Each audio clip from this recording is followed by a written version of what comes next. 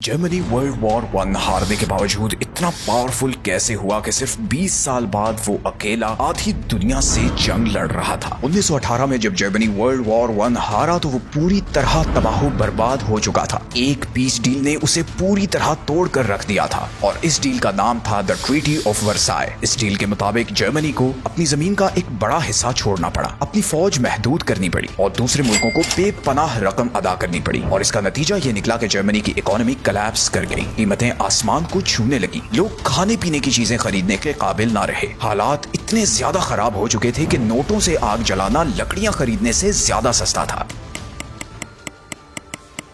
सबका ख्याल था कि जर्मनी अब खत्म हो चुका है, लेकिन फिर कुछ बहुत ही अजीब हुआ। 1919 में वर्ल्ड वॉर वन खत्म होने के बाद एक नई हुकूमत आई जिसे वेमार रिपब्लिक कहते हैं। इस हुकूमत के दौर में जर्मनी में आर्ट, साइंस और सकाफत को थोड़ी सी तरक्की देखने को मिली, but behind the scenes something else was happening. Versailles की ट्रीटी के मुताबिक जर्मनी को फौज बनाने की इजाजत नहीं थी, लेकिन फिर भी जर्मन लीडर्स ने सीक्रेटली फौजियों को ट्रेन करना शुरू कर दिया। उन्होंने अपने फौजियों को ट्रेन करने के लिए छुपकर सोवियत यूनियन भेजना शुरू कर दिया। इसी दौरान जर्मन ने भी खामोशी से असलहा और जंगी सामान तैयार करना शुरू कर दिया। फिर 1929 में द ग्रेट डिप्रेशन आ गया। जर्मनी इससे बहुत बुरी तरह मुतासिर हुआ। कारोबार बंद हो गए, लोगों की नौकरियां चली गईं और बहुत सी फैमिलीज के पास खाने पीने के पैसे तक ना रहे। और ऐसे हालात में अडोल्फ हिटलर मंजरे आम पर आया। उसने वादा किया कि वो सब कुछ ठीक कर देगा और जर्मनी को फिर से अजीम बनाएगा। उसने इक़्तिदार में आते ही पूरा सिस्टम अपने कंट्रोल में ले लिया। उसने अपने मुखालिफिन को खामोश करवा दिया और मीडिया को इतना कंट्रोल कर दिया कि हर जगह सिर्फ उसी की आवाज सुनाई देने लगी। और फिर उसने मुल्क को दोबारा खड़ा करने का काम शुरू किया। गवर्नमेंट ने बड़े बड़े कंस्ट्रक्शन प्रोजेक्ट शुरू किए, जैसे हाईवेज, रेलवे नेटवर्क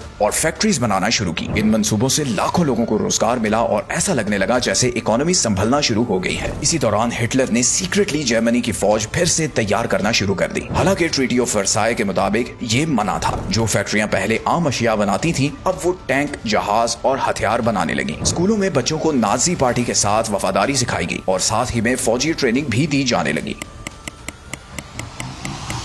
सिर्फ चंद साल बाद, लगभग 1935 के करीब, जर्मनी एक बार फिर से पावरफुल बनना शुरू हो चुका था। सिर्फ इकोनॉमी ही नहीं बल्कि मिलिट्री में भी। 1935 में हिटलर ने एक बार फिर से फौजी भर्ती लाजमी करार दे दी, जो वर्साय ट्रीटी के खिलाफ था। फिर 1936 में जर्मनी ने राइनलैंड पर कब्जा कर लिया। ये एक बहुत बोल्ड मूव थी और किसी ने जर्मनी को रोकने की जुर्रत नहीं की। जब हिटलर ने देखा कि दुनिया खामोश है तो उसका हौसला और बढ़ गया। 1938 में उसने ऑस्ट्रिया पर भी कब्जा कर लिया और उसे भी नाजी जर्मनी का हिस्सा बना लिया। फिर उसी साल उसने चेकोस्लोवाकिया के एक इलाके सुडेटनलैंड पर भी कब्जा कर लिया और पूरी दुनिया खामोश तमाशाई बनी रही, क्योंकि वो जंग से बचना चाहते थे और इसीलिए उन्होंने हिटलर की सब बातें मान ली। ये देखकर हिटलर और चौड़ा हो गया और 1939 में उसने पोलैंड पर भी अटैक कर दिया। मगर इस दफा दुनिया खामोश नहीं रही और यही वो टाइम था जब आगाज हुआ दुनिया की सबसे खतरनाक जंग, वर्ल्ड वॉर 2 का।